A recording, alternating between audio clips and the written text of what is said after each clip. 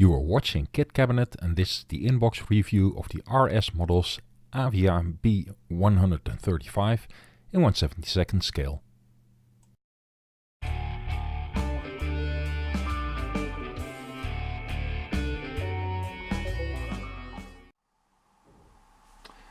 Okay, it's about a year ago that I put on my first video on this channel. And what better way to celebrate it than with a new review? Today we have the Avia B-135 from RS Models. It's a very different subject for a kit, very interesting. Some nice box art of the, I think this was the only historical kill that this plane made. And some painting schemes on the back. But what we really want to know is what's inside the box. So let's have a quick look. The sprues in tan and in grey. So apparently this thing is available in tan plastic, tan colored plastic or grey colored plastic, and this kit happens to have both types of plastic. Oh well, it's the same kit. And let's have a closer look. Detail looks nice enough. Some fine lines here. Some hatches. The panel lining is very nice and very crisp on the fuselage here.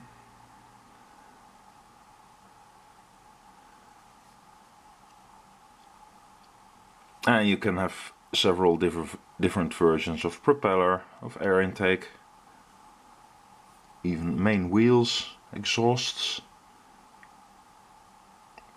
So there are not many parts to this kit, but you have a lot of options.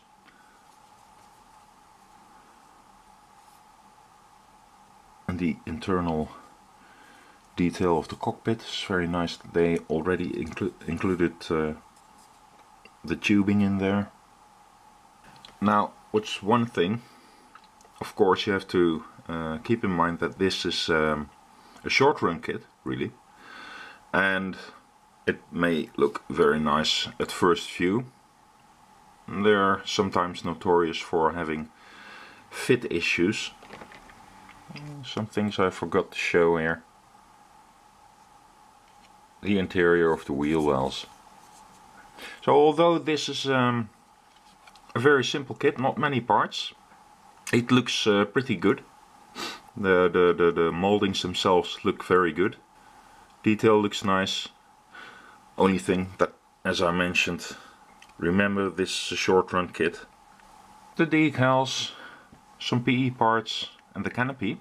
And here's even some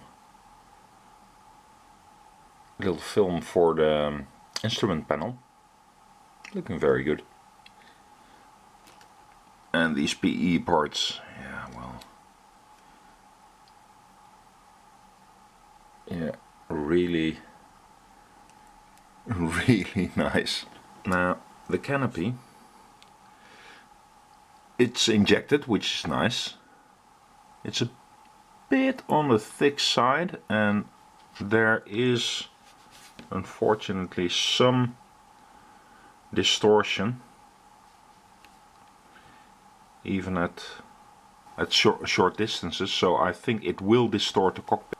Here we have the decals for a German version and for a Bulgarian version. Now this Bulgarian version was apparently flown by a pilot named Jordan Ferdinandov, who made the only air-to-air kill with this plane in the Second World War. And that's what the box art's based upon. The building instructions, a story in English only. Okay, I'm okay with that. Your parts map. Well, assembly starts with PE parts, and that may be a bit daunting if you don't have experience with photo-etched parts, and that together with the fit issues associated with short run kits, I don't think this thing is very suited for beginning modelers. There are apparently several different releases of this kit, and for 92024 there's a gap here in the fuselage, and on 92025 this gap has to be closed with putty, and this is kit number 92025. So apparently it's a bit awkward, because on the box art on the back this gap can still clearly be seen. It's also on the front, there's a gap here.